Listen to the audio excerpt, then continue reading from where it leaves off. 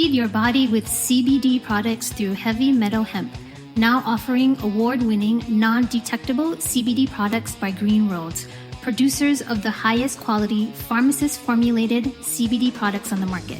The same award-winning CBD products found in health food stores, doctor's offices, juice and smoothie bars, wellness centers, and many other retail locations across America. Heavy Metal Hemp, now through September, is offering Skullsessions radio listeners $5 off each 1-pound bag of CBD coffee. All band members receive $15 off each 500 milligram CBD-infused muscle and joint heat relief bottles purchased through September. Feed your body with these and other quality CBD and other hemp products at Heavy Metal Hemp, where you will also find Shockwave's Skullsessions podcasts, music and hemp-related news, and where you can watch for music releases with reviews and more. Heavy Metal Hemp, where you can feed your body and mind. Just click on the Heavy Metal Hemp link on shockwavesskullsessions.com.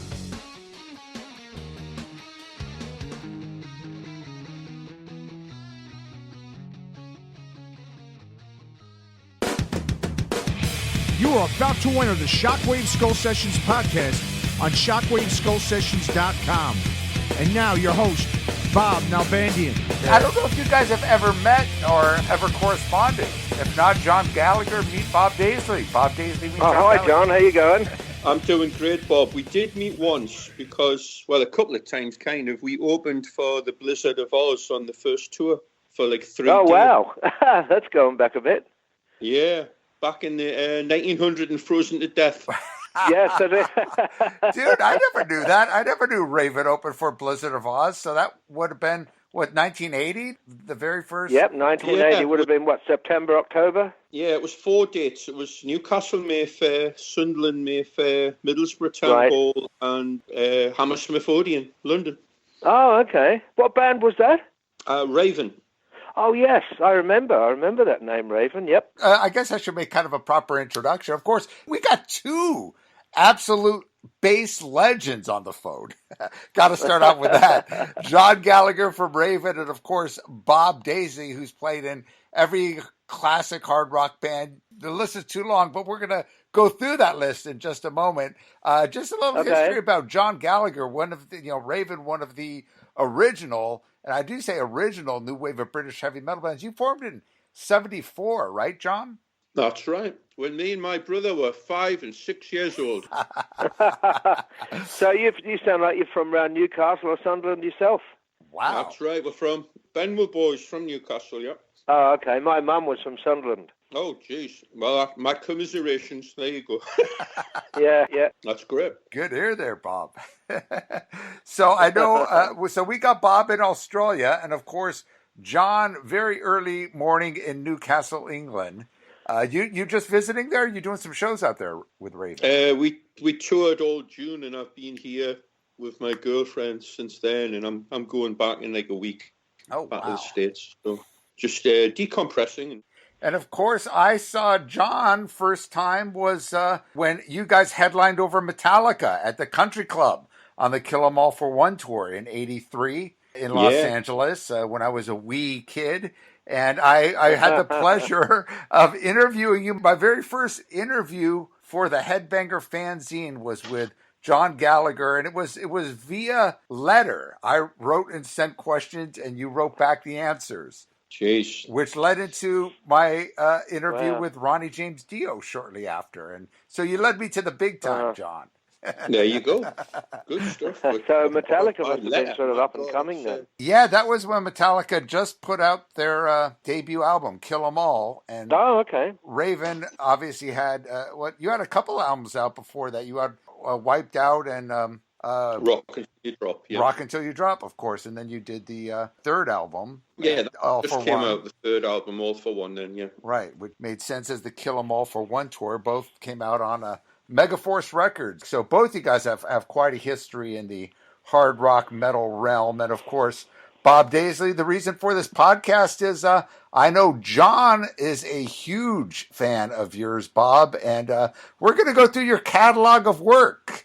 Because, like I said, you've been in a lot of bands, and I thought John would be the perfect guy to do it with us, because he actually saw you with Widowmaker Oh, wow. Wow. Twice. Well, yeah, I enjoyed Twice. my time with Widowmaker. More the second lineup with John Butler on vocals than the first lineup, but they were good days, good times, and you know, it was stepping stones, really, I suppose. But you know, looking back, and when I listen back to what we did, it holds up well. You know, Widowmaker was a good band. Absolutely. I can't remember who you opened for, but I really, one of those songs just stuck in your head. It's like, not telling you nothing. Had that great riff there. Oh, I ain't telling you nothing. Yeah. That was on the first album. Yep. It was like, yeah, that guy's kicking ass. So, of course, Widowmaker, that would have been like a 76, 77, which led you to... We formed in 75, and then the very first show that we did was the Old Grey Whistle Test, and that would have been February 76. And that was the first time that we ever played live to an audience, and the audience was like at least a couple of million or several million people, because the Whistle Test went out live. It was direct telecast. It wasn't sort of like, well, you know, let's do that again, or let's, you know, have another go. It was just like, play it and people watch it as you're doing it. So it was pretty nerve-wracking, really, for a young band, and that was the first gig that we ever did. And of course, you were playing to a bunch of let's put it politely, a bunch of BBC assholes, probably. Yeah. But actually, when you know, I've got that on recording, and I Wow. You know, in those days we didn't have video machines. I remember Paul Nichols, who was also from Newcastle. He was in Lindisfarne. And he and I went round to Alan White's place, the drummer Alan White in London. He lived near me in Holland Park, and he had a video machine, and he recorded it, and we went around to Alan White's place and watched it there. And it actually didn't sound too bad. I've got a copy of it now, and for BBC, it was actually pretty good. Wow. Now, Alan White, is that from Yes, the drummer from Yes? Yep, Wow. The same one that played on John Lennon stuff and Yes and all that, yeah. Great drummer. Absolutely. Love Alan White's stuff. Great. Now, real quick, before we get into obviously Widowmaker, those two records, you did a stint with in '73, of course, with Chicken Shack and with Mungo Jerry. Did you just play as a session, or did you actually? No, I was in the band Mungo Jerry. I joined Chicken Shack actually on my 22nd birthday on February the 13th in London, and that was my first real break at breaking into a name band, and that was Chicken Shack in 72. And I stayed with Chicken Shack for about 18 months, and the management, it was the same management that had Mungo Jerry, and they asked me to leave Chicken Shack and join Mungo Jerry. Because Mungo Jerry had some huge hits. I mean, ridiculously big hits in the summertime. In the summertime was huge but on the radio. That was more sort of jug band kind of stuff, which was still, you know, it was a form of blues, you know. Sure. But you know, Ray Dorset, who was, you know, that's who people used to call him. They thought he was Mungo Jerry, but that was just the name of the band. But Ray Dorset went sort of more kind of rock, you know. And so it was Paul Hancock from Chicken Shack, and I joined Mungo Jerry, and we had some hits as well. We had Long-Legged Woman Dressed in Black, which became top 10, and we had All Right, All Right, All Right, which got to about 2 or 3 in the charts. That was quite a big hit that you know, got a lot of airplay, and we did a lot of TV shows and stuff on the strength of that. But I was actually in the band in Mungo Jerry, and that lasted about, I don't know, close to 2 years or something, and I went back to Stan Webb with Chicken Shack because he had another guitarist, Robbie Blunt, great player, and Stan and Robbie did the sort of dual guitar thing, and later when Robbie left Stan, he became Robert Plant's guitarist when Zeppelin broke up. That's right. So Robbie, Right, you know, Robbie was a great player. So that was more where my heart was in that sort of blues stuff that Stan Webb did and that, you know. So I left Mungo Jerry to go back to Stan because I really wasn't that happy in Mungo Jerry musically. You know, it was a great experience. You know, watching your record go up the charts and doing Top of the Pops and doing all these TV shows and that, it was a great experience, and I wouldn't have missed it for anything. It's you know, looking back on it, it was it was all part of the big jigsaw puzzle, I suppose. And but going back to Stan was where my heart was really with the blues stuff, and that was after Stan was when we formed Widowmaker, and that was in '75. Well, let's get into that. Were you aware of his past with Mungo Jerry and Chicken Shack, John? I'd heard about Chicken Shack. Now, I guess you must have joined, because I know, was it like a whole bunch of people from Savoy Brown said to hell with Kim Simmons and left and formed Foghat. Right. And then Kim poached all the people from Chicken Shack, so you must have went in right after that. It was like musical chairs back then. Chicken Shack had Christine McVie, or Christine Perfect was a real name, before she married John McVie. But Christine McVie was Christine Perfect, and she was the singer of Chicken Shack. And they had a big hit in about 1968 called "I'd Rather Go Blind," which was an Etta James song. Sure. And then she left, and Stan took over vocals. So I think she left in about 69 or 70, somewhere around there, to join a version of Fleetwood Mac. That was when she married John McVie and became Christine McVie. But Stan took over vocals, and he was a good blues singer. He was a great player. And I joined in early '72. Wow. Yeah, it was. Yeah, I mean, it was all a good sort of learning curve. Really I learned a lot from Stan Webb because he was very, very knowledgeable in the history of blues and blues artists and all that stuff. Even the name Chicken Shack, it was just meant that's what they used to call the places where all the bluesers used to go down and drink and dance and play blues. It was either called a juke joint or a chicken shack, and that's why the band was called that. And then, of course, Widowmaker you pretty much formed. That was your baby, right? Well, it started off as Luther Grosvenor's. He was the nucleus, the ball rolling. It was Ariel Bender. That was his stage name. He had been Luther Grosvenor he was in Spooky Tooth, and he played with Jerry Rafferty as well. With Steeler's Wheel. And he went to Mott the Hoople and took Mick Ralph's place when Mick Ralph left and formed Bad Company. Yeah. And then he was Ariel Bender then. And then I think in '75 when he came out of Mott the Hoople, that was when he started putting his band together. And it was just Paul Nichols from Newcastle, from Lindisfarne, the band Lindisfarne, and Luther and myself. That was the nucleus of the beginnings of Widowmaker. And I think it was Roger Chapman or Bobby Tench, one of them, that told Luther about Steve Ellis, who was a singer. He'd had a band. Well, he was in the band The Love Affair that had a huge hit in the '60s with Everlasting Love. He'd also had his own band, Ellis, and he came along and he wanted to bring Hugh Lloyd Langton with him from Hawkwind. So, that's right. So it was like Luther and Hugh Lloyd Langton did the dual guitar thing with Widowmaker, and Ellis was singing.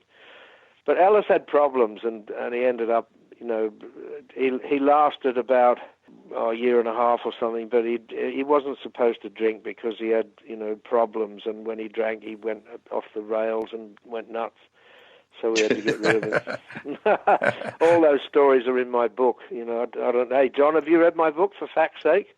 I have to get it. I've heard very good. You'll have to. Yeah. It's a fantastic. Everything book that I've ever done musically is in there. So. I love that. That's such a fascinating time, right back then in the early '70s. Oh man, yeah. I mean, we were fortunate to be young in those days. They were great days. It was, groundbreaking times with living through the '60s and '70s and even the '80s. It was wonderful times.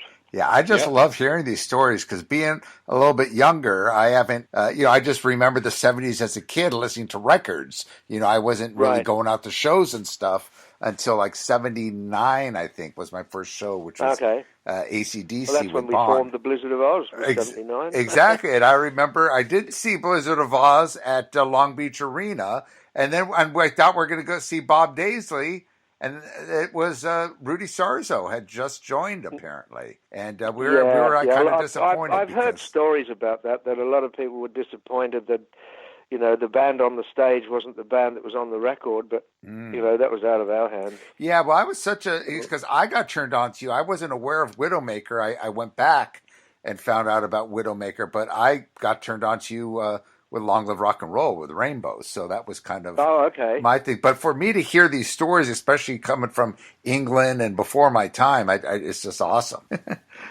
Well, That's great. I saw you in Rainbow as well, Bob. Where was that? Rock and Roll tour at Newcastle. That was a great okay, show. yep. I remember doing that. Yeah, I remember that tour well. It was.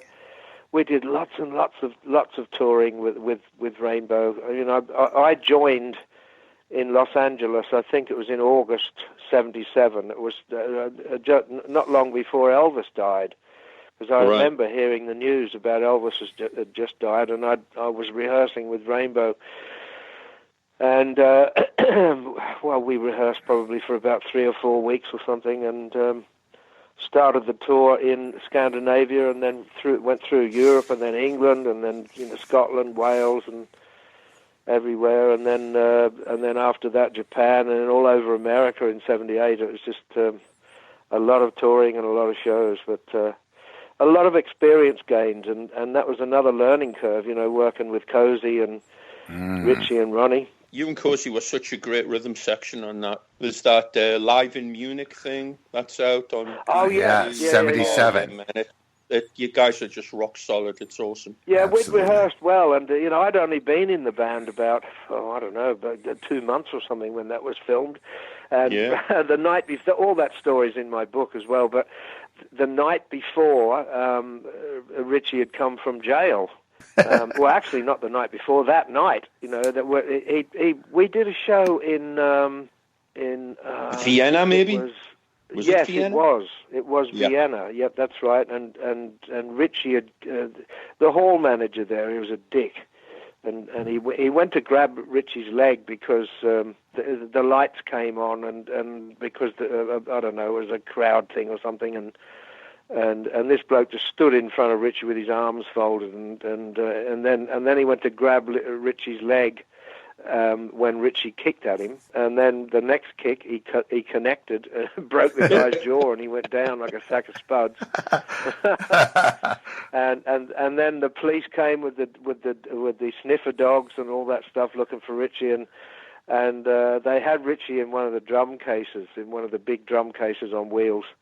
But the dogs sniffed him out and they found him. They arrested him and took him away. He spent a couple of nights in prison, and he was still in his stage gear from that night. And we drove on to Munich, and and Cozy and I went out drinking because it was a night off, and Richie was still in jail. And the next day, they said, well, the gig's off. And then they said, no, it's on. And then it was like, no, it's on, it's off, it's on, it's off. But Richie was on his way from Vienna to Munich, and he made it. And we were supposed to go on stage at about 9 o'clock. I remember the opening act went on at about 8, and we were supposed to go on at 9. But the audience are very patient, because Richie didn't turn up.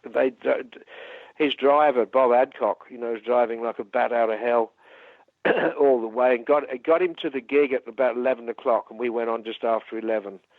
Wow. But the audience were very good. We only lost a few people, and that was because of transport situations. They just had to leave, and they were refunded their ticket money and that. But the audience were great. It wasn't the ideal circumstances for a band to go on stage, especially when you're going to be filmed. Well, did you never tell from that show? No, if you haven't seen it, it's on CD and DVD. And it wasn't really a film done to release a video or anything like that. It was just German television were there filming it. Right.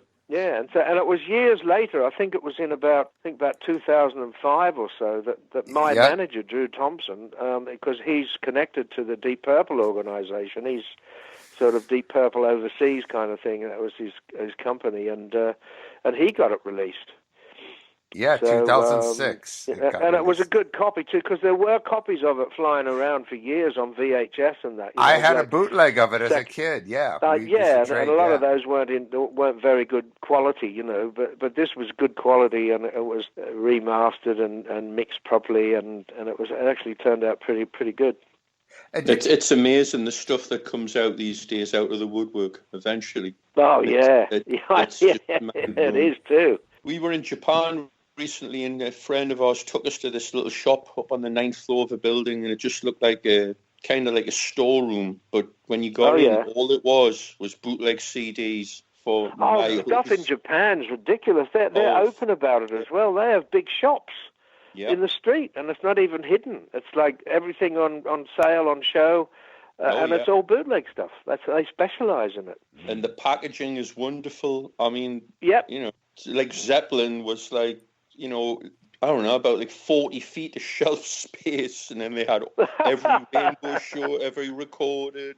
Oh, it was just outrageous. Did you tell me, Bob, that Richie just saw you at the Whiskey when Widowmaker played the Whiskey? Is that correct, for the first time? And invited I'd you to already join? done the audition. So I'd been touring America for about 6 or 7 weeks with Widowmaker.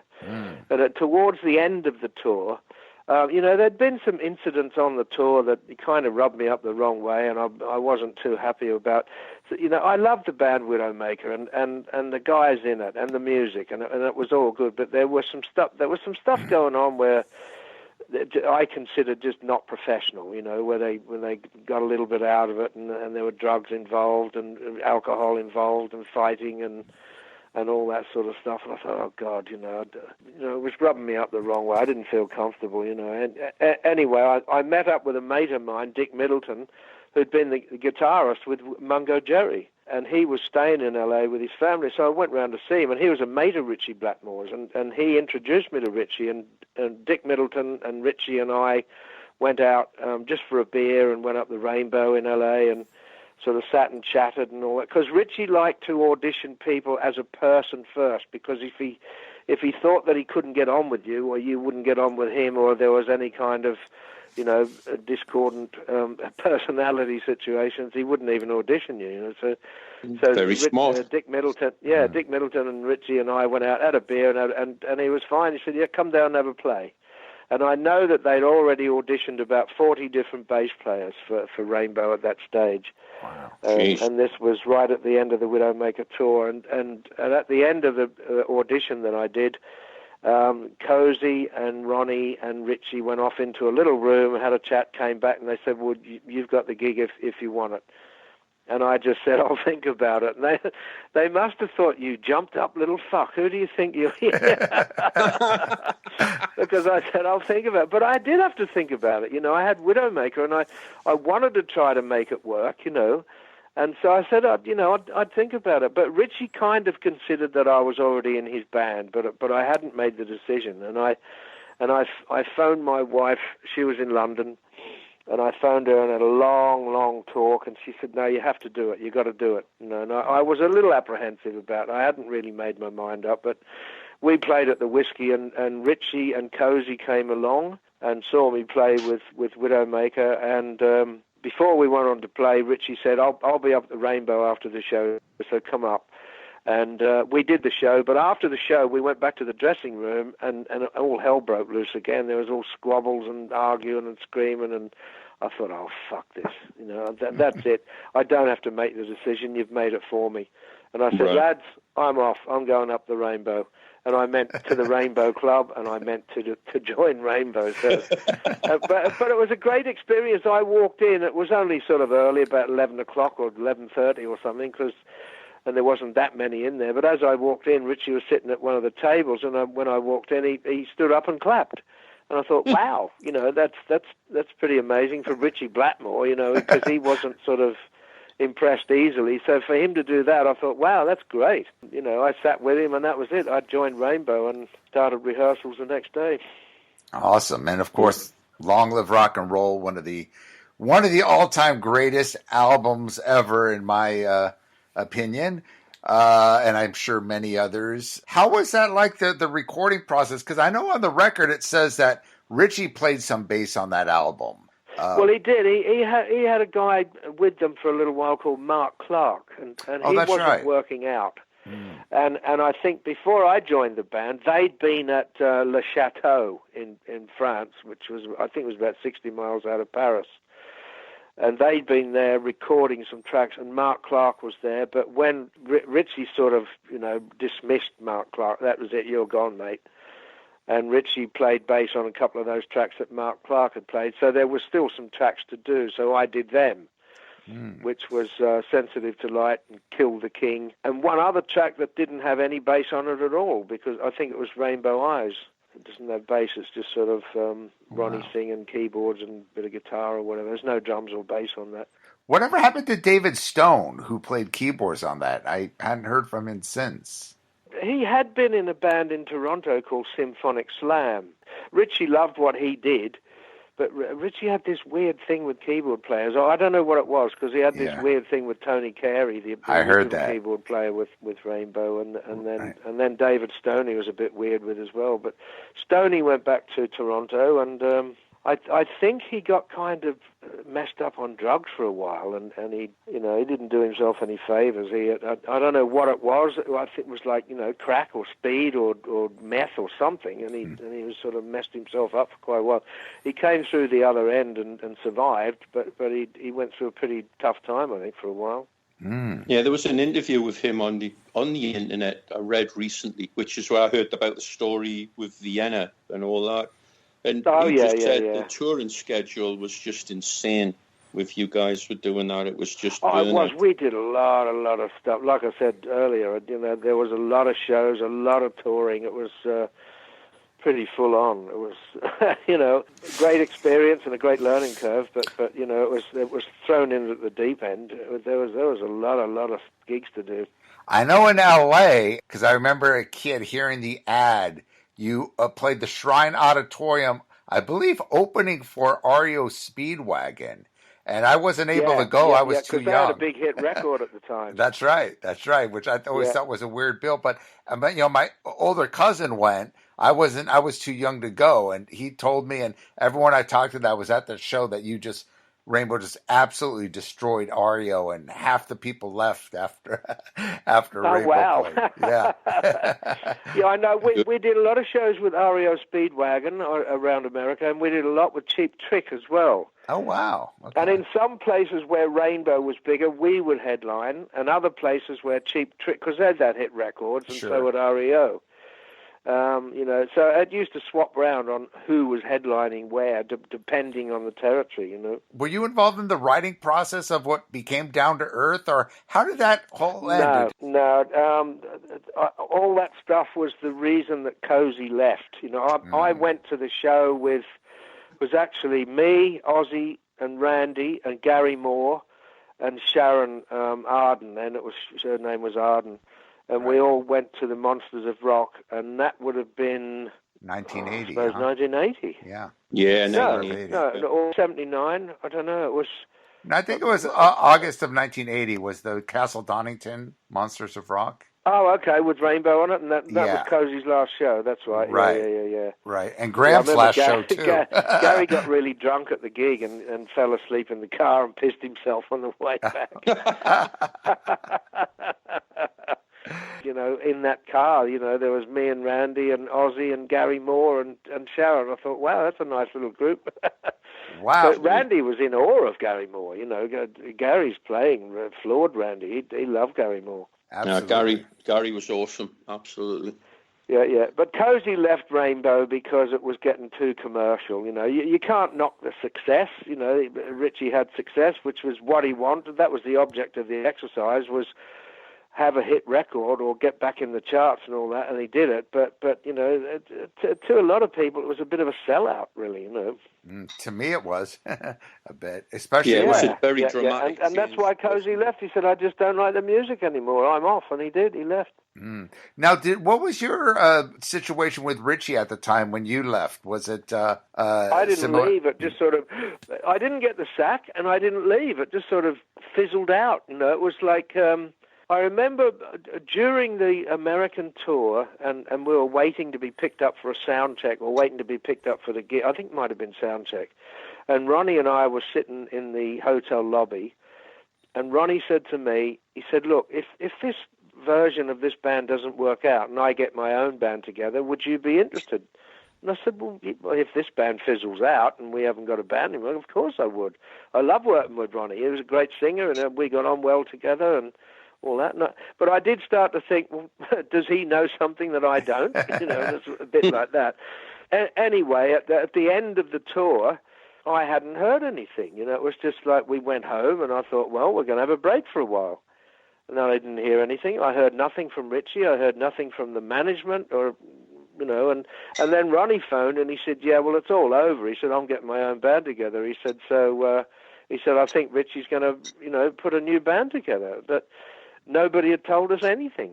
So I said to Ronnie, okay, well, and he said to me, well, just sit. I was in London and Ronnie was in Connecticut.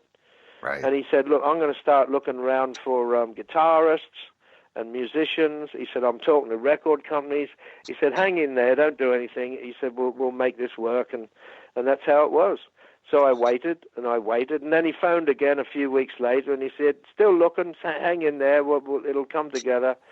And one day I used to live in Holland Park in London, and I walked up the Holland Park Avenue, and I bought one of the music papers like a Melody Maker or New Musical Express or one of those. And on the front page, it's got Ronnie James Dio joins Black Sabbath. And I thought, oh, thanks, Ronnie. Thanks for telling me. You know, you told me to hang on and wait around, and then you joined Black. But that, it all, you know, thinking about it, I thought it was all meant to happen, and it all worked out fine because that wasn't long after that. That was '79. It wasn't long after that you know, obviously Ozzy had been booted out of Black Sabbath, and he was going to put a new band together. And I met up with Ozzy at the Music Machine in London it would have been I think it was about September 1979. And I went to, you know, I was looking for something to do then because, you know, I'd been waiting around for Ronnie. But when that didn't happen, I started looking around. So I went up to the Music Machine with a mate of mine, Pete Mills, who was a close mate. He had worked for Jet Records and Widowmaker. And we went up to see a band called Girl, which had Phil Collins in it, that ended up with Def Leppard. And Phil Lewis from LA Guns. He was in a band called Girl. And I went to see them specifically because they were a Jet Records band. And I thought, well, if I go and see them, at least I'll know people there. So I went backstage, and there were guys from Jet Records and that. And one of them introduced me to Ozzy. It was Arthur Sharp. He said, do you know Ozzy? I said, well, I know of him, and I've kind of met him. I said, I don't really know him. So I got chatting to Ozzy, and he told me he was putting a band together. So a few days later, David Arden, who was Don Arden's son, Sharon's brother, he phoned me and he said, look, Ozzy wants to, you know, get together and have a play. Will you come up to his house? And so they got me a train ticket, and I went up on the train to Stafford, where Ozzy lived in the Midlands. And he picked me up at the station, and we went back to his house. And he had a couple of other guys there, a drummer and a guitarist. And I think they may have been from his band. He left Black Sabbath, I think it was in 77 or 78. 78, and wanted to form his own band then. Now, that band was going to be called the Blizzard of Oz because he showed me photos of him holding up T-shirts. And he said his father said that he should call the band the Blizzard of Oz. Anyway, these two guys, they were nice enough blokes, and they were okay players and that. And I went out, and after we'd had a play for a while, I went out in the kitchen, and Ozzy and I had a cup of tea, and I said, well, you know, to be honest with you, if you want to get serious about it, I don't think these two other guys are. I mean, they're okay, they're decent players. I said, they're not really world class. He said, oh, okay, hang on a minute. He walked out and he went into his rehearsal room. It was built onto his house. And I heard him say, okay, fellas, you can pack up and go out. It's not working out. And that was it. That was them gone. And then he came back, and he and I were sitting in the kitchen, and I can't remember if he phoned Jet Records or they phoned him to see how it had gone. And Ozzy said, oh, Bob and I get on like a house on fire. The fire brigade's just left. He'd made that joke, and I still remember him saying that. So I said, yeah, well, I'm interested in working with you. And he and I got on really well together. He said, well, I know this other guitarist in L.A. His name's Randy Rhoads. And that was when I said, well, let's get him over. Because, you know, Ozzy had already auditioned Randy in L.A. and apparently told him that he had the gig. But then he came back to England and he was going to get something based in England. But these two guys, I just said, well, you know, they're okay, but they're not great. So that was when he said, well, I know this other guitarist, and that's how it happened. Ozzy and I went to Jet Records, and David Arden, his words were, against my better judgment, I flew this unknown kid over from L.A., and that was Randy. Wow. Story of Was Lee already involved when you got involved? No. We auditioned, I don't know how many drummers. So that happened in about, I think, like November, I think it was. that Randy and Ozzy and I started putting songs together. We started writing songs, and we had a roadie there with us called Spencer, and he could play drums. He wasn't a great drummer. He wasn't the drummer of the band, but he was all right just to keep a beat while we wrote songs. And during that time, we were auditioning drummers as well.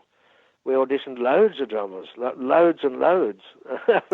We could never get that right ingredient of the style and the flair and the aggression and somebody that we'd get on with and that was just right, an all-rounder, right. Do you recall if there were any main drummers or drummers that might have gone on to somewhere else? There was Jeff Britton from Wings. Oh, wow. There was a guy called Yatta, and he was quite a good drummer. And there was Dave Potts from Praying Mantis. He was quite a good drummer. He was a big Cozy Powell fan. Right. Loved Cozy, I'm sure John knows him. There were some decent players and some good guys, but just the one person, that one, right, Mr. Right hadn't come along yet. And then by about March 1980, the Jet Records were saying to us, look, if you don't find the right guy, you can't keep postponing doing the album. You've got to go in with a session player. We'll get somebody like Cozy Powell or somebody, excuse me, somebody of that ilk to go in with you. We had one guy left to audition, and that was Lee Kerslake, and he was the last man standing. And we went down to Shepperton Film Studios and auditioned him there, and we only did sort of, I don't know, I think it was Ozzy Hopper at Jet Records, a German guy. I think he organised Lee to come down, and he may have even given him a tape of some of what we were doing, and we did I Don't Know. And when Lee started playing and Randy and I looked at each other, it was like, where the fuck have you been? It's like Mr. Right straight away. Instant, it was great. And we had the band there, and that was it. I remember Randy, I think he might have been a bit jet-lagged or whatever it was. He went back to his hotel, but Ozzy and Lee Kerslake and I went out with my mate Pete Mills, and we had a Chinese, and funnily enough, the place that we went to was called Lee Fuchs. John, what was your memories of Blizzard of Ozz? Because I know the album came out in England about almost several months before it actually got released here in the U.S. Yeah, it did. I think it came out in about September, right when we started the tour. We started the tour in, I think it was Glasgow, either Edinburgh or Glasgow, one of them. Yeah, and you had Budgie opening up for you. Budgie, yeah. Wow. Somebody had a bird fetish with Budgie and then Raven. You went round twice because the album came out. It was funny. The Blizzard album came out, and also the Sabbath album came out with Ronnie at the same time. That's right. Well, the Ronnie album had come out already, because I remember listening to it down at Ridge Farm. Ozzy had it, and he was, he was kind of glad for them, but he was also hurt, and he was still hurting from being. How he explained it, he said it's like going through a divorce. He said, I've been with those guys 11 years, and now I'm not with them. And he was a bit messed up over it, and understandably, Oh, yeah. No, I got the album, and the album's incredible. I mean, forget about it. The songs were just...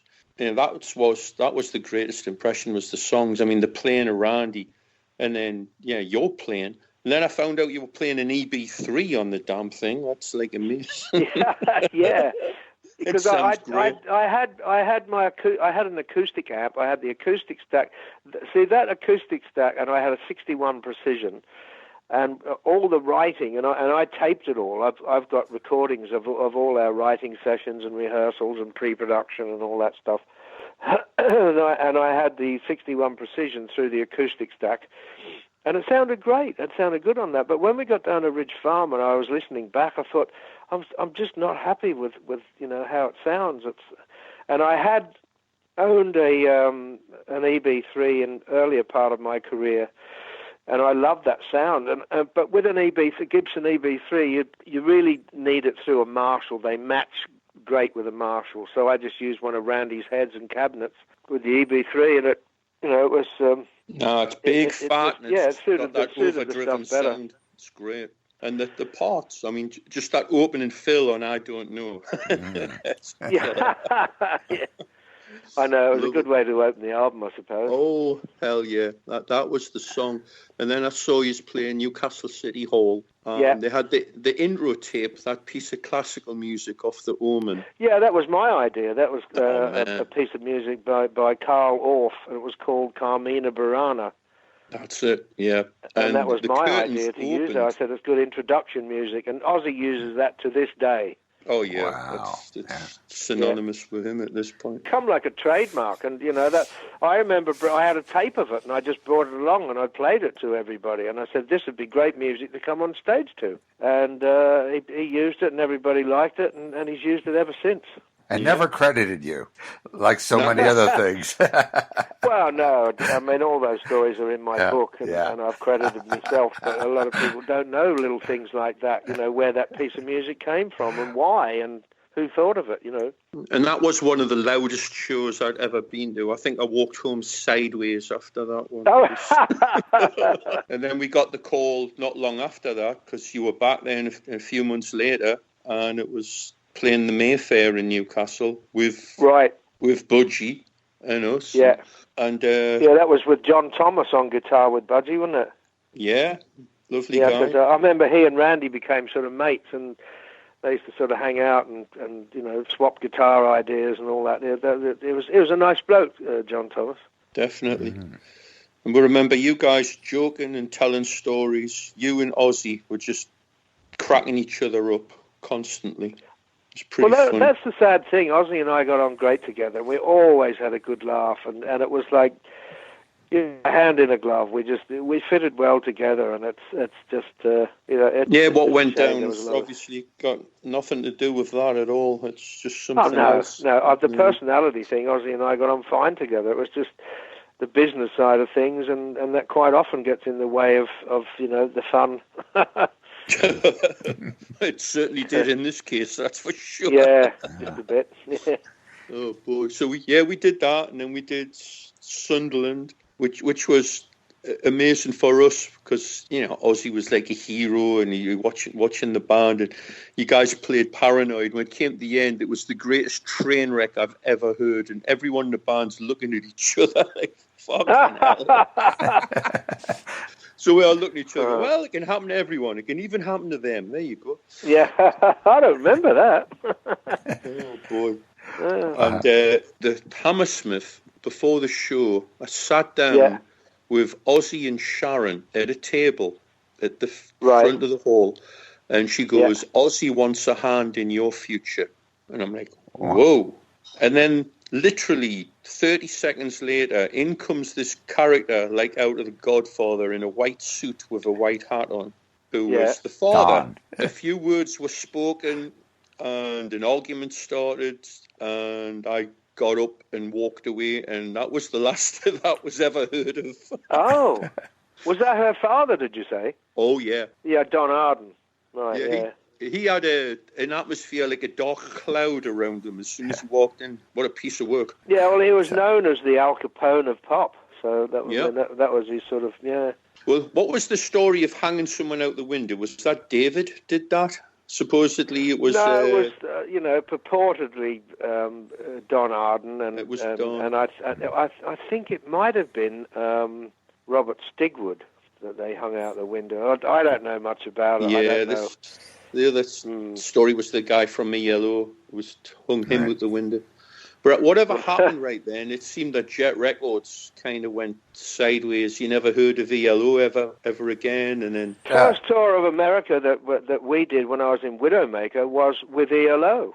Oh, wow. They were huge. They were huge in America. They'd already had lots of hit albums, and they had a current hit album at the time, and that was summer of '76, and it was brilliant. It was great, and we were treated really well, by Don Arden and Jet Records and by ELO and Jeff Lynne and all that. Like, they were great guys, And we went on. They had a private plane, and we were on the private plane every day, and we had limos at the airport and the whole thing, and we did about 6 weeks of that, and then at the end of that we had to do 5 weeks in bloody station wagons. So it was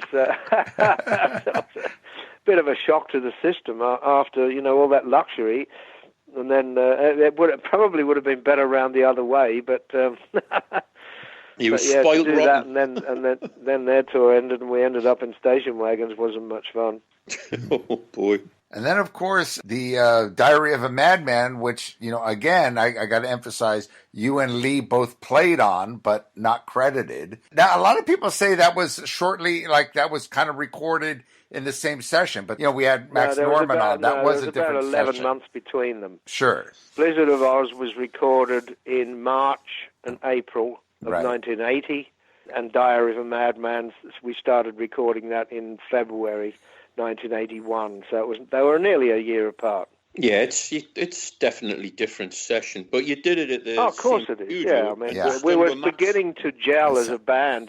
By the time we were writing for Diary, we'd already had Blizzard of Oz out, and we'd already done the UK tour, so we were really coming together as a band. It's just. Absolutely. Plus, with the writing of the stuff for the first album, Lee wasn't involved, because we didn't have a drummer. It was just Ozzy and Randy and me writing and auditioning drummers. And then Lee came in, and we did co-write one song together with Lee, which was No Bone Movies. And that was written with Lee just to include him in a track. And that was originally going to be the B-side of the single, but it turned out really well, and we liked it, so we put it on the album, and relegated "You Looking at Me, Looking at You" as the B-side of the single. The B-side. Because originally that was going to go on the album, but it didn't. And Diary is such a great record. Randy kills on it. What's the song? Flying High Again. It's so unusual with the rhythm in the verses, with that stop-start thing with the bass and drums. Yeah. Oh, yeah. Oh, yeah, man, that's so great. Leaving the spaces to make it heavier. It's great. Yeah, and the orchestration and choirs and all that on the actual song Diary of a Madman, that was Lou Clark, who did all the string arrangements for ELO. Oh, wow. And Lou Clark came down to one of our rehearsals, and I just handed him a tape of Carmina Burana. And I said, have a listen to this. That was the music we came on stage to. And I said, have a listen to this and just give it that treatment. So he had a listen, and that's why Diary of a Madman has got that sort of sound of that Carmina Burana thing about it. It was because I gave that tape to Lou Clark, and he did the string arrangement influenced by that. Now that all makes sense. Oh, yeah. Yeah. I mean, there are a lot of people that think, we know that Randy was into the classics and all that, and he was knowledgeable about that stuff too, and he had his influences. But I'd listened to a lot of stuff too, so I had an input on all that. No, that's what makes a band: chemistry, and everyone. Of course, sense in. Of definitely. Course, it's not the same otherwise. Well, you could definitely hear that it's definitely more of a unit, that album, than the debut, especially with Lee. I'm just hearing the opening to Over the Mountain. Very drum orientated. Sato as well. Great song. Such a great rhythm on that too. Yeah. It's a classic record, no doubt. Sundays, they were sort of productive times, and it was really, really, really good, really enjoyable, and I feel very, very fortunate and grateful for having been part of all that stuff.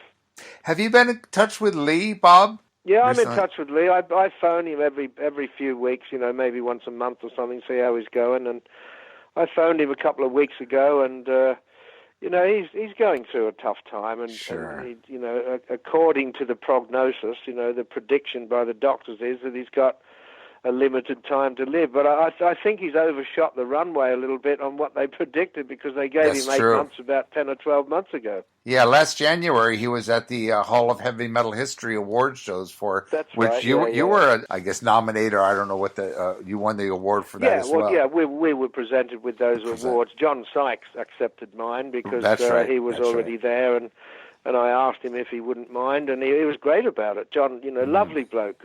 He played on my. I did an album that came out last year called. It was a tribute to Gary Moore, and it's called Moore Blues for Gary, but Moore is spelt like his name, Moore. More Blues for Gary, and I've got some great people on that. There's John Sykes, there's Doug Aldrich, there's Glenn Hughes, there's Eric Singer, there's a lot of great people on Don Airy. lot of great people on that album. And should have got some known players on that. yeah, I know. It's like an all-star but, they'll eventually break through and become something. Unbelievable lineup. That's great. Yeah, it's a fantastic album. Yeah, I was so pleased, more for Gary than anything, because to do a tribute to someone, over the years there's been lots of tributes to whoever it was, and some of them are more of an insult than a tribute. Yeah. You know what I mean? But because it turned out so well, and it got such great reviews, and I thought I was so pleased for Gary and Gary's name and his, and his memory, because to have something comes out like as a tribute to Gary that people love and really respect, that I thought, well, I've achieved that, and that was what I set out to do, and that's what I achieved. And the reviews, the professional press reviews were great, and so were the reviews that in social media, people just talking about it on forums or giving their own personal little review in there. It was brilliant, people just loved it. And I was so pleased about that. Absolutely. No, that's great. Gary was such a unique player. Had so much fire and passion. And man, he was probably one of the best ever, I would say.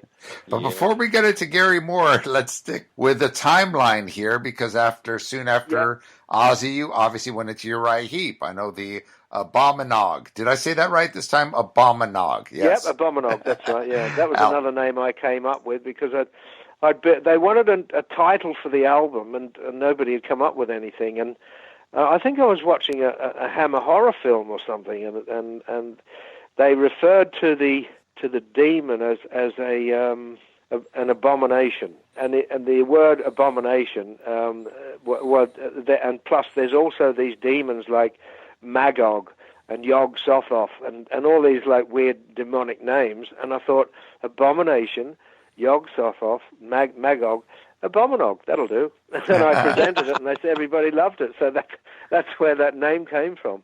Wow! But yeah, you did say it right, Abominog.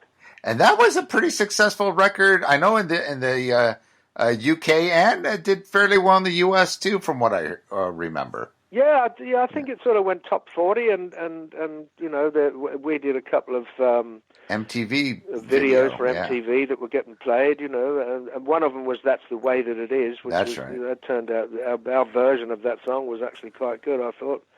Yeah, they were enjoyable times too. For me personally, I enjoyed my time in Uriah Heep. Mickey Box, lovely bloke. Lee Kerslake, I'd already worked with the Ozzy camp thing, so it all worked out well. Pete Golby, he was a good singer, and John Sinclair, great keyboard player, and a lovely player. It was like a family, everybody got on well together, and it was fun, and I think you can hear the fun in the music. I just saw them not too long ago. Of course, it's, Mick Box and his new band, but they sounded absolutely incredible. First time I actually ever saw Uriah Heep, believe it or not. Wow! Really? Yeah, because when they came over in the '70s, I was pretty young, and they did reform and play the clubs a couple times over the last 10 years or so. But I was always not available. But I saw them, and I was just absolutely blown away. I mean, still the energy, and Mick Box played great. The band was. Well, that's the thing with Uriah Heep. It doesn't matter who's in the band. As long as Mickey Box is in the band, I think that's a big key element. Because, I'd seen Uriah Heep before I was in it, and I saw them after I'd been in it. And every time they put on the best show that they possibly can. I remember going to, it was in the probably early 90s maybe, or maybe late 80s. It was when I was living in Sussex, in Brighton, on the coast of southern England. And I went to Worthing, which was just along the coast, to see Uriah Heep and it was a rainy Monday night, and there was they probably had like 600 or 700 people there, which wasn't a bad turnout for that, but the hall wasn't packed, and it was a dim, dull, cold, rainy Monday night, and they put on a show like they were doing like Madison Square Garden. They just gave it their best shot, and it was just great to see. Such professionalism. They're really, really good, and they do it every time. And it doesn't matter where they're playing or to how many people or what the circumstances are. They give it the best shot, and that's what it's all about. No, they're absolutely the real deal. And definitely, there's two bands the two bands in like British rock histories. You got King Crimson, and you've got Uriah Heep, where there's a revolving door with bass players. But there's lots of different members in that. Yeah. Every bass player is absolutely excellent, and you're in there. I mean, Gary Thane, Paul Newton, Mark Clark, yourself. John Wetton was another one. He was a good player. Oh my God, what a great player, John Wetton. You see, the original lineup. You remember the band Family? Yeah, man. With Roger Chapman and all that. Well, they had a couple of hit records. One was called Burlesque, and one was called In My Own Time. Unbelievable. Fucking great bass player. And a lot of people think that that's Rick Gretsch, because he was the original bass player, and he came from Family, and then he was in the formation of Blind Faith with Eric Clapton and Ginger Baker and Steve Winwood. But it wasn't him on those tracks. That's John Wetton on those, and that's great bass playing. It's a great album. Bill, what's it? Bandstand. That song. Yeah, it's freaking great. Love it. Yeah. Roger Chapman. What a unique voice and way of singing. And he was great. And lovely bloke too. Yeah, when he got carried away, he sounded like a goat. He had that. a bleating sheep or something. In My Own Time. That's it. In My Own Time, and the other one was Burlesque. Yeah, great band. Yeah, and that was John Wetton on those. It was brilliant. You just stepped into that, and another. I was thinking, oh my God, now they got Bob playing with them. Great. Oh, thank you, sir. Yeah, you did the two albums, Bob. Did you enjoy playing? Because I know you play with so many different bands. I mean, it's kind of like the Cozy Powells, the bass players and the drummers. And it seems like, like Blackmore is always the benchmark. Once you're in Blackmore, it's always, although you never play with Michael Schenker, it's always like Schenker, Gary Moore, all the other guitar players, Yngwie, they'll all, get either you or, Cozy or kind of guys that play in the same realm. Yeah, the revolving doors of a lot of Black the same Sabbath people coming through them. Yeah. Right. Do you enjoy? Michael Schenker was a great player. Randy really reckoned Michael Schenker.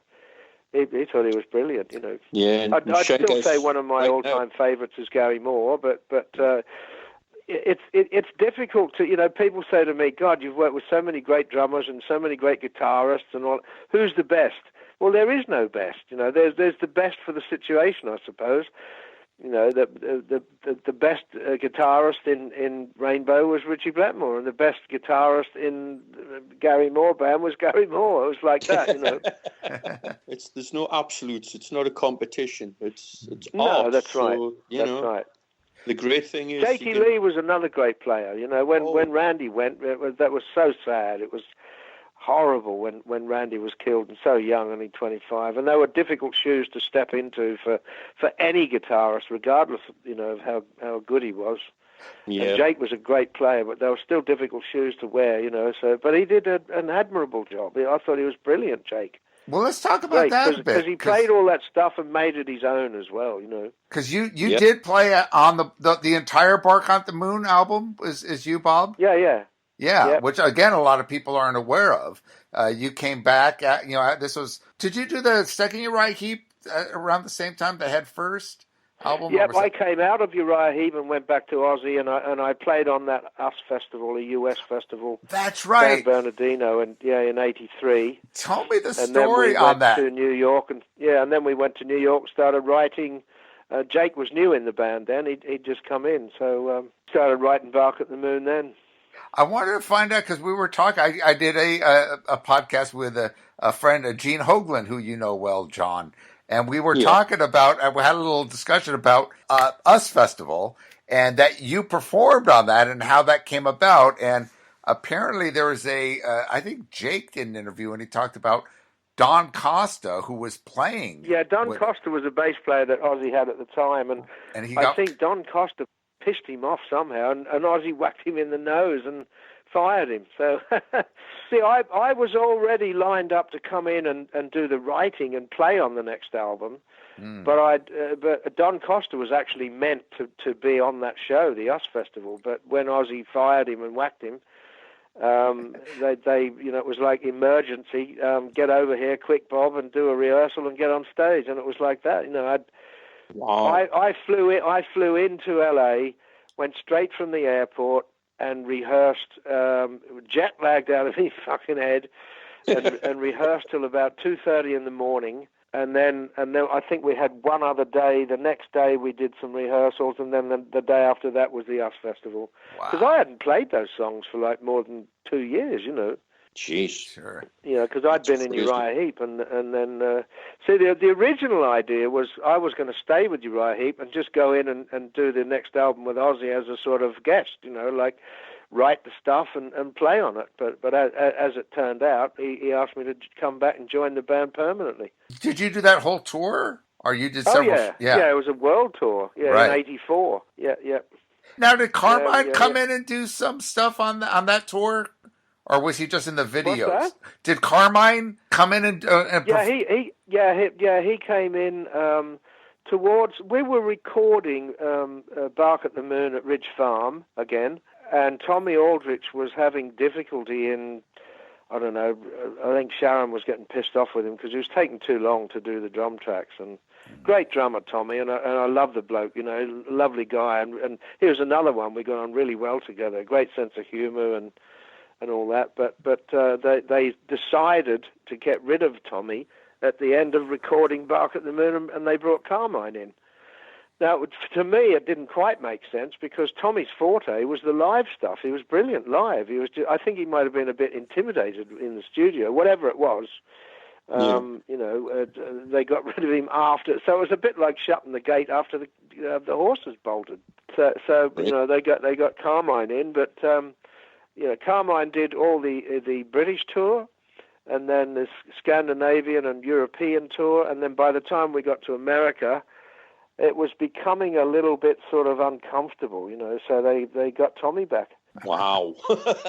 Did you see them on that tour, John?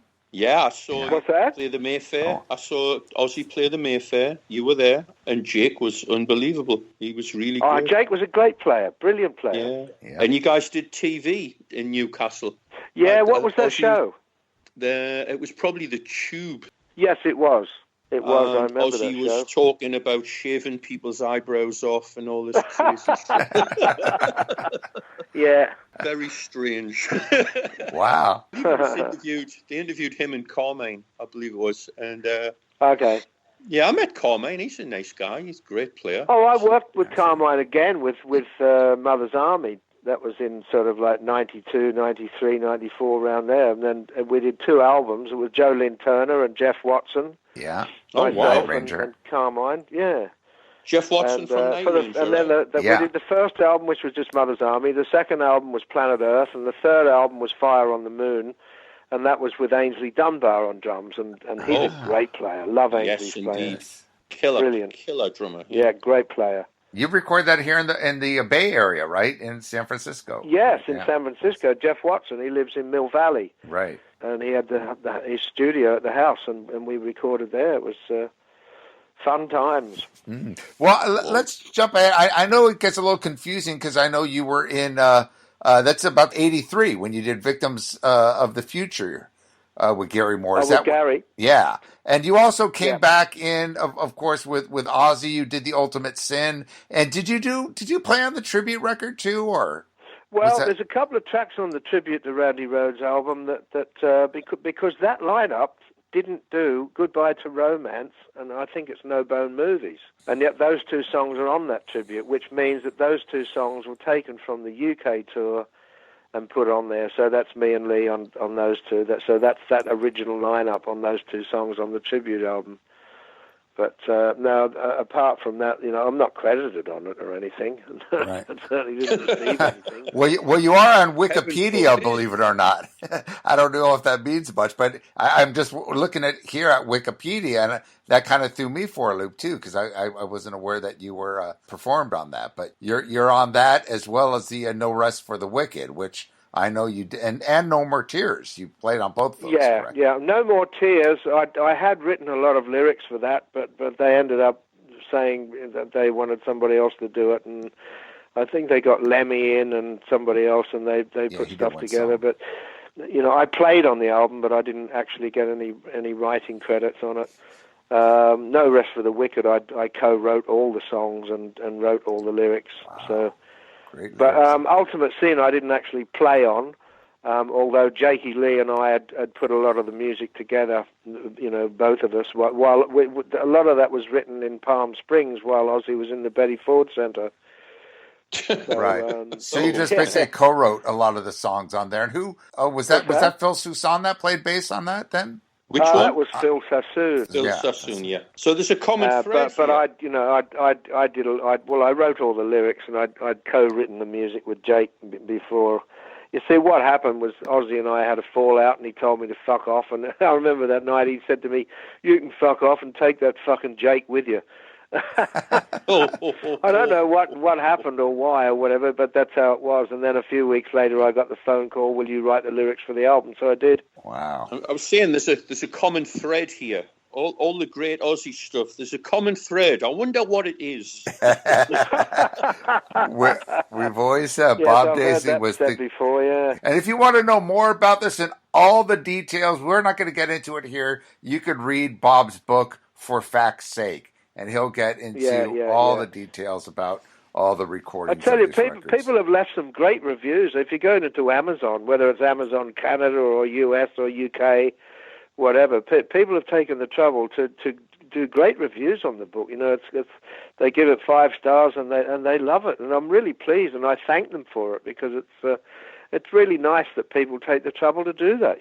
Absolutely. I love reading all the rock books, and of course some are better than others. And if it's well written, it really takes you back into that world, like we're saying, the early 70s. Oh, sure, yeah. And a lot of that stuff in my book is like fly on the wall stuff, because, it's because I kept a history. diary since 1975. I kept a diary, and I took loads of photographs.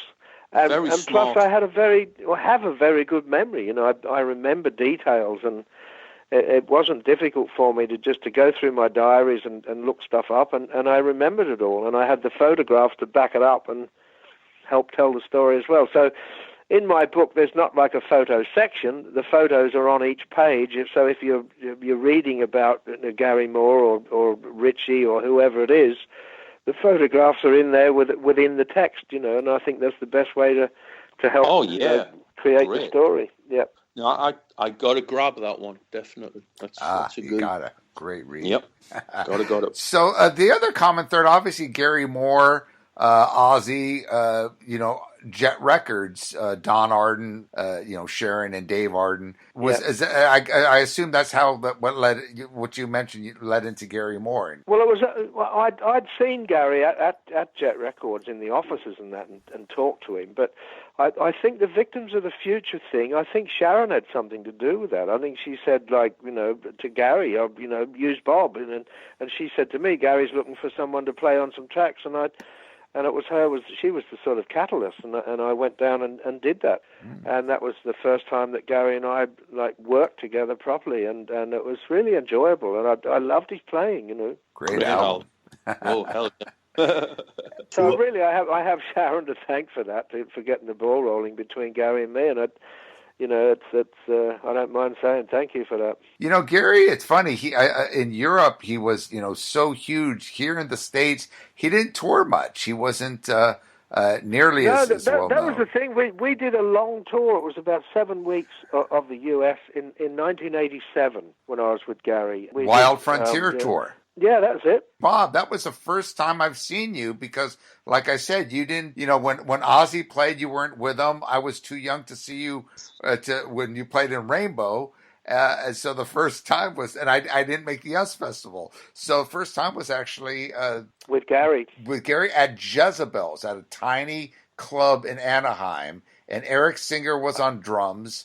And seeing you and Gary at the small club, we're talking a small club, and it was just absolutely fantastic. I remember that. I remember Jezebel's. That was, but the thing is, it was a great venue. It had a really good vibe, and the people were good. Yeah. And it sounded good in there, you know. Yeah, and it was, and you know, for people that wanted to see something like that, it was so much more intimate. Sure. To see under those circumstances than a big gig or a big stadium or even a big theater. You know, it was a small club like that. It was just, you know, it was great, lovely. To see a band like that up close and personal. That's how it was. It really is, man. It really is. That's real rock and roll. There's no backing tracks and laptops floating around in that scenario. No, that's right. And not everybody holding up a phone to film it. You know? Absolutely. Speaking of no backing tracks, because I know on Wild Frontier there was a drum machine used. And of course, live, Eric Singer Gary plays. Went through that. Yeah, Gary went through that technological bollocks. You know, right. But seeing it live with Eric play drums and you on bass. Oh, Eric was great. Yeah. He fitted into that band really well. He was great. I'd already worked with Eric on the Black Sabbath album, that Eternal Idol. Now there's an album I think that's really underrated. Yes. You know, I think it's a fucking great album. Tony Iommi's had riffs coming out of his arse. He was so fucking good. You know, he's brilliant player, and his riffs. I mean, there's been lots of people that have come up with riffs over the years, and a lot of them are pretty good. But everything that Tony comes up with is a really valid riff. It's great stuff. Absolutely. Hey, Bob, I was going to ask you, were you in the session with? Because I know Ray Gillen was the original singer before Tony Martin came in on that record. They re-released that album with both versions. There was Tony Martin on it. And then they re-released it with both versions with Ray Gillen. Now, Ray Gillen was the ideal singer for that because, I mean, they were his melodies, you know. Tony put all the riffs together, and a lot of that stuff was written by the time I got to the studio. That was recorded at Aahhhs Studios in Montserrat, George Martin's studio in Montserrat.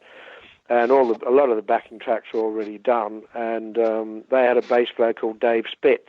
And he'd gone home to sort out some personal things. He had some issues going on. I don't know what was going on, but he had to leave, and it was Jeff Glixman who was the producer. Right. And now I'd worked with Jeff Glixman with Gary Moore because he did one of the Victims of the Future, and I got on well with Jeff, and he phoned me and he said, look, you know, I'm in Montserrat at Aahhhs Studios. Do you want to do the Sabbath album? And so I talked to Patrick Meehan, who was the Sabbath's manager, and we had a deal over the phone, and I got on a plane and went to Montserrat and went in and did all the bass tracks on that. And then they needed, Ray Gillen was a good singer, great singer. And he had really good melodies and ideas to go over the top of the songs and that, but he wasn't really a strong lyricist. So I wrote all the lyrics or most of the lyrics for that album. He'd had some lines and some, you know, lyrical ideas and that, but I wrote most of them for that album. So wow, I didn't know Jeez. That's another great one. It's a good album, you know. It's not one of the high-profile albums or one that's sort of recognized as one of their best, but it was their 13th album, and once we read my book, you'll find out that the number 13 is recurring in my life. Things come up all the time connected to a 13, and for me to go in and do that album, that was their 13th album, which is funny.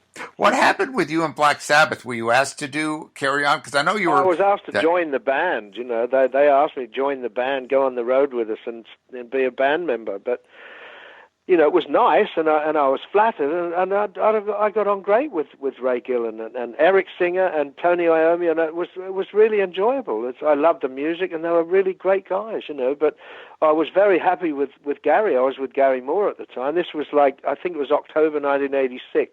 Right. When I went to Montserrat and did that album, and it was sort of early '87, and I was still with Gary, and I was very happy with Gary. So I didn't really want to say, well, Gary, I'm off to join Black Sabbath, you know, because I was just happy with. It wasn't so much the band that kind of put me off. It was the management and how they were being handled, and I wasn't that happy with that. So I just stayed where I was with Gary. Now, I saw you with Black Sabbath, and it was you and Cozy Powell on drums at the Universal Amphitheater. I think that was a couple of years after, right? Did you come back and do some shows? That probably wouldn't have been me then. If Cozy was in Black Sabbath, I didn't play with Cozy in Black Sabbath. Was There it must have been Neil Neil Murray? Murray. Maybe it might have been Neil Probably Murray. Neil Murray. Okay. Yeah, it would have been Neil Murray. I Okay, think. that's right. You're right. Yeah. My Yeah, mistake. yeah. Absolutely. Well, obviously you did continue with Gary Moore, and let's not forget you did that Yngwie album, Odyssey. Before Odyssey, that was before well, see, after that was the Jeff war. Glixman again. That was Jeff Okay. Glixman that was producer on that, and I met up with Jeff Glixman at the end of the Gary Moore tour, at the end of the American tour, towards the end of '87. I spoke to Jeff Glixman, and he said, "Oh, I'm doing the Yngwie album." He said, "Do you want to do some tracks on it?" And I said, "Yeah, sure." Yngwie was a great player. He was brilliant. Joe Lynn Turner was singing on it, and I loved Joe's voice. And Joe and I knew each other well, so we hung out in L.A. and I did that album. I think we did some tracks down in Texas as well. We did, because that's where Jeff Glixman lived. He lived in Austin, in Texas. So we went down there and did some tracks down there as well. I think I'm only on about 4 or 5 tracks, but it was good. It was fun. I enjoyed it. It was great. Did you tour at all with Yngwie, or was that just a session? No, that they asked me to join the band as well, Right. but because I was still with Gary and I was happy in that situation, I just stayed with Gary. So. Well, to end with the Gary Moore, did you saw them, John? You saw Bob with Gary Moore? There's only a few bands I never saw, and any of Gary's bands, I never saw Gary play live. I never saw Queen, right, okay. and I never saw Thin Lizzy. Wow. And I'll always regret all 3 of them. Yeah. Well, But Phil Lynott used to come to some of our shows. I remember when we played in Ireland, Phil Lynott came along, and he got up at the end of the show and did an encore with Gary, because they did Parisian Walkways. Right. Oh, yeah. Yeah, Great. and Phil sang that and played, and I think when we did Hammersmith Odeon, I think Phil got up there at the end of the show as well. But he was a nice guy, Phil Lynott. It was just a shame that another one that was lost. He was what a talented bloke. Great song ideas. He was, And so young when he died. I wouldn't call him a virtuoso on the bass, but he was ideal for that band, and he. What he did bass-wise was perfect for Thin Lizzy, and what a great band. Definitely. Oh, yeah. And Great, such a showman, great too. writer, very charismatic, and like you say, Certainly. he had a great style on the bass. He did. Like He strumming did. pick I mean, he thing looked was great. He looked great, and he sounded great, and he had that real sort of. You could hear, I think, the influence of Van Morrison in his voice. Oh, yeah. Yeah, but he made it his own as well. You hear a Thin Lizzy song and you think, well, it's obvious who this is. They sound like Thin Lizzy. You don't have to guess. They have a real style and sound of their own. And that's the hardest thing of all. You've got someone like that you can instantly recognise them. Yep, that's right. It seems Develop to get harder and harder style these and brand days. and trademark, and they did. These guitar players, and it's like they all seem dime a dozen. But back Yep, then, that's right. Yeah. People like you're mentioning there, Gary and Randy, they're totally unique players, and they're all bringing something different to the table. Yeah, you have literally played with all the greatest guitar players my favorite guitar players in hard rock and metal. Were you ever offered? I always wanted to play with, and that was Jeff Beck, but I never got to play with Jeff Beck. But what an amazing player he is. Oh God, Jeff Beck. Jeff Beck just keeps getting better and better. It's like crazy. I know. I used to call him Jeff Best. What about Schenker? Did Schenker ever offer you a bass position, or did you ever connect with Michael at all?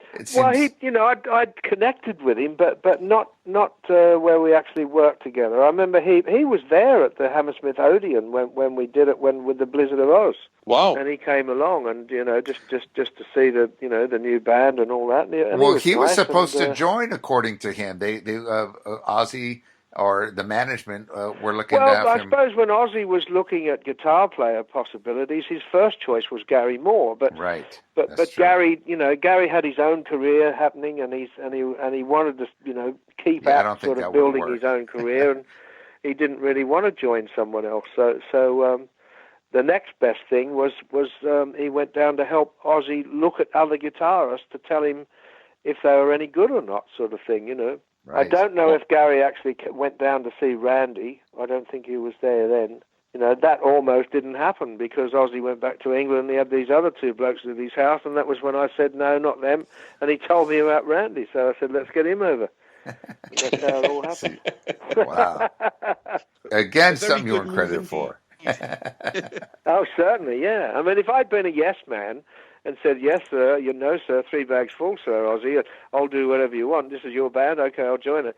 But I didn't, I was honest with him, and I've always been honest, I like to be honest. It was like, yeah, these guys are nice guys, they're good players, but that just doesn't feel right. They weren't world class. So that was when he first told me about Randy. I said, and he was in LA. He said, I met this.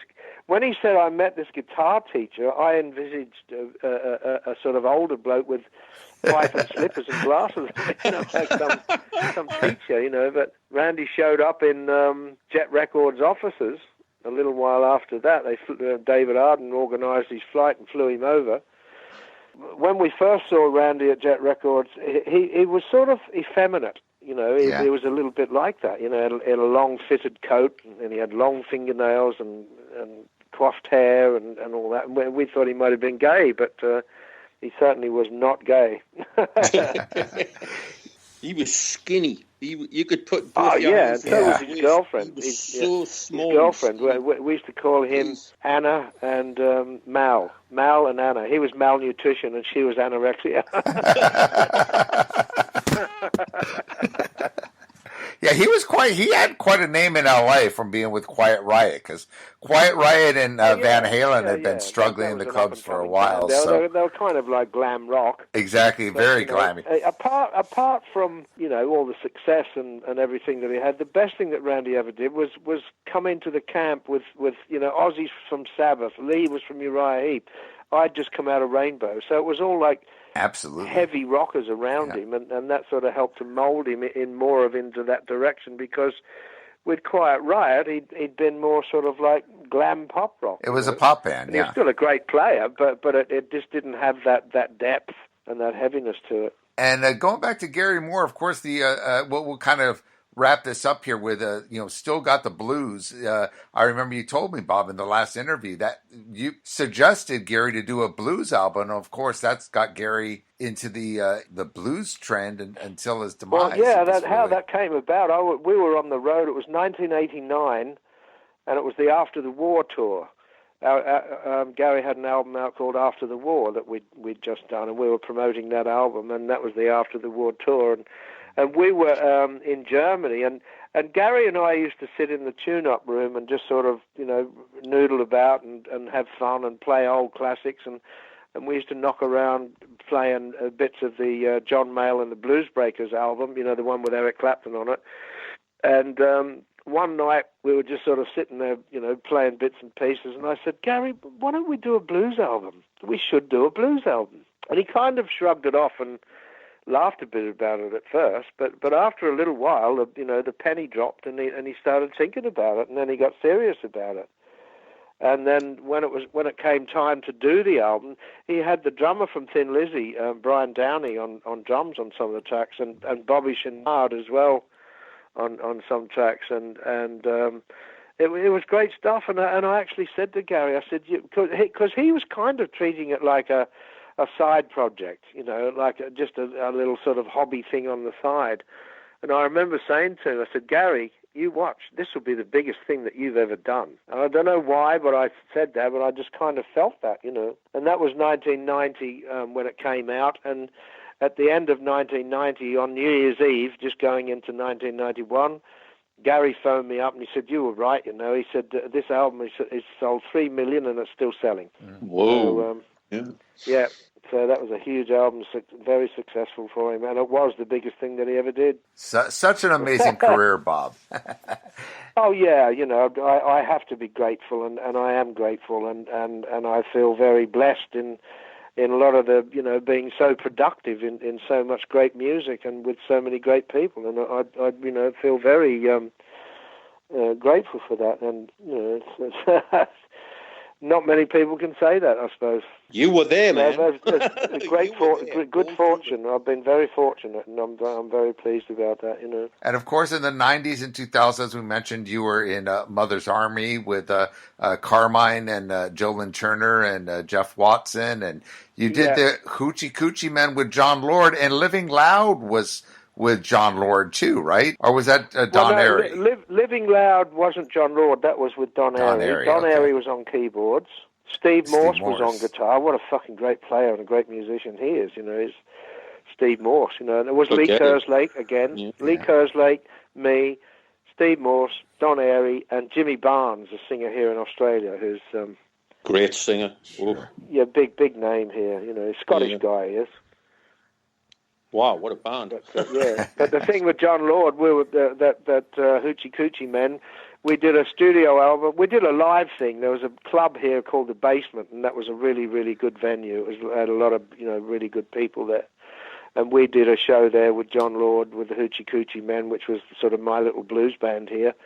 And it was filmed, and there was a live DVD of it and a live album, and it was really, really good. And I think that was about 2003. Then a couple of years later, I said to John, you know, why don't we do a studio album? And he was well up for it, you know. So we did this studio album, and I named it Danger, White Men Dancing. Oh dear. I know. But it got great reviews, and we had Ian Gillan on a couple of tracks. So it was Ian Gillan and John Lord back together again, which hadn't happened for a while, and that was all really good, and that got great reviews, and people loved it. And then I phoned up John a couple of years later and I said, "Hey John, do you want to do another studio album, you know, with the Hoochies?" And he said, "Yeah, great." He said, "We love that album." And I spoke to his wife, Vicky, as well, and she said, "Oh yeah, we love that stuff. John, do another album." So it was all set up, and then John was diagnosed with cancer, and then he was gone. Wow. Yeah. So that was very sad. But the fact that you had the opportunity not just to play with him, but to know him and perform with him, I mean, man.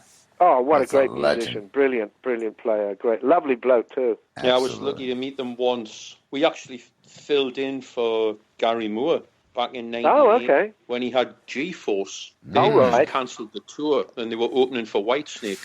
So we got the call, "Do you want to open for Whitesnake for 2 dates?" Like, "Yeah, when?" "Tomorrow." Like, "Oh, okay." So the introduction was wonderful. The guy comes on stage and goes, "Gary Moore can't be here tonight. Here's Raven." Oh, no. Oh, God. That's good. Thanks, pal. Yeah. So that was with Bernie Marsden and Mickey Moody. Bernie Marsden, Neil Murray, Ian Pace, John Lord. So we're in the dressing room thinking, wow. They're in the dressing room next door to us, and the door opened, and in walks Ian Pace and John Lord. And they were just the nicest guys. You know, we were just young kids, and they're just like, you know, just so friendly and just down to earth. They were awesome. Really awesome. Yeah, I played with Ian Pace on something with Gary in the studio, but Gary ended up not keeping it because Ian wasn't feeling well this night, and he just wasn't shining. And Gary said, "Look, Ian, go home, go to bed." He wasn't well, and he ended up getting Bobby Chenard in to do the track, and he kept that. But Ian's a great drummer. Fuck me, what a great drummer. Yeah, another guy that you can instantly tell him by style, just right there. Swing, you know, it's crazy. Yeah, brilliant, man. Brilliant. Yeah. Well, John, was there anything else you wanted to mention about Bob's career? We've just been reviewing mixes of our new record, which sounds fucking amazing. We're really happy with that. You know, we've got Mike Heller on drums. It's probably going to be called Metal City. Oh, okay. Which the term comes up quite often talking about Newcastle, so there you go. Oh, okay, well, that's apt then, isn't it? It's hard, heavy, fast, a lot of progressive little twists and turns to it, but it's very melodic as well, so it's good. It's a good step forward, I think. You got writing on the album? Yeah, me, brother, and Mike, all three of us put our 10 cents in. I wrote a hell of a lot of it. Good for you.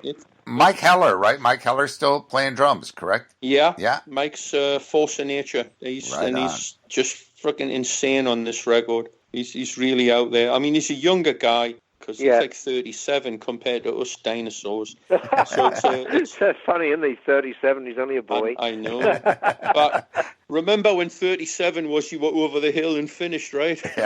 Oh, yeah. Yeah. But when I was a lad, all the rock and roll pioneers were still in their 20s. Nobody had got old in rock and roll yet. That's right. It had never happened. It was uncharted territory. That's right. Because I remember when I was like 16, 17, and I wanted to play and make a profession of it, and people would be saying to me, yeah, but what are you going to be doing when you're 30? Yeah. That's old. You've got to be serious about this, So but it just poured petrol on the fire, really. I mean, I started thinking to myself, fuck you, I'll show you. I remember reviews of the Rolling Stones touring in 1973, and they were talking about them like they were old farts, and what are they still doing playing music? I remember hearing a quote from Paul McCartney about the Rolling Stones, and he said something like, oh, come on, Mick, you're not going to be up there shaking your ass when you're 40, are you? Yeah. And he's up there shaking his ass at 70. And he's still got more energy than everyone else put together. It's awesome. Yeah, that's right. So, the more and more, it's got nothing to do with how old you are. It's how you feel. How you know, if you're good, you're good, man. It doesn't matter. Well, that's it, yeah. Absolutely. And John, I got to tell you, man, I met with you several times over the last few years, and I just saw you recently in San Francisco at a small club, intimate vibe, killer club, and you were like a 20-year-old kid up there. Both you and Mark up on stage, man. It was just unbelievable. It was like seeing you guys back in 1983. You haven't changed at all, man. Nah, that's the thing. We haven't, and we appreciate it more now. We enjoy it more now because you know how lucky you are to be out doing it. So we grabbing that bull firmly by the horns and kicking it up the arse. Absolutely. We'll have to get you out to Korea again, John. Yes, let's talk about that. That was an incredible experience. Hit that gentleman up. I will. Hopefully next year. They just finished the show last month, the big Pentaport, so they're going to start working on next year. So I'm definitely going to be ringing it in his ears. And Bob, I know you've been doing a lot of session stuff, right, in Australia there, and you've been sending tapes back and forth to a few different. Well, I know you did that with the Gary Moore. I've done tribute. some stuff. People get in touch and they say, "Will you play on a track or a couple of tracks or whatever?" And they in this day and age with technology and that they send an audio file, and I go into a studio and put down a couple of bass tracks, and so they can comp them and have a choice of which bits they like, and they just put it together that way. Yeah. So I've done some stuff like that here. Yeah, it's changed the game totally. The technology. Oh, it has be able completely. To do yeah. That. And once upon a time, you had to all be in the room together, which is certainly not a bad thing. That was probably the best way to do it. But if you're other ends of the world to each other, the next best thing is to do it that way with audio files, and it certainly works out all right. I mean, that's how I put that Gary Moore thing together with. Right. Rob Grosser, who was the drummer of the Hoochie Coochie Men with John Lord, he's got a studio here, and we did it that way. He's a great engineer, and he's we'd got everybody to send in audio files, and we put it all together that way, and it's turned out great. And that's such a fantastic album. I encourage anyone to go out and buy it. Bob Daisley and Friends, More Blues for Gary. Absolutely, get that damn album. It kicks ass. You got to do that. Thank you. It is. I mean, even if I do say it, I'm very pleased with the way it turned out. I'm really happy with it. It's great. All right. Yeah, the technology's changed everything. You can. I just did a thing 2 weeks ago. There was a Budgie tribute album. The guy wanted me to play on a song, so I'd say, send me a file. Boom, boom. An hour later, you're all done. Great, brilliant. Yeah. Wow. I wonder if Metallica did any songs since they recorded some Budgie songs. I don't know. He mentioned a couple of people who were involved. Slipped me mind, but there was some pretty good players. I think it was like some guys like maybe Jeff Loomis or Michael Lamotte. Those guys, the Arch Enemy guys. Right. Everyone loves Budgie.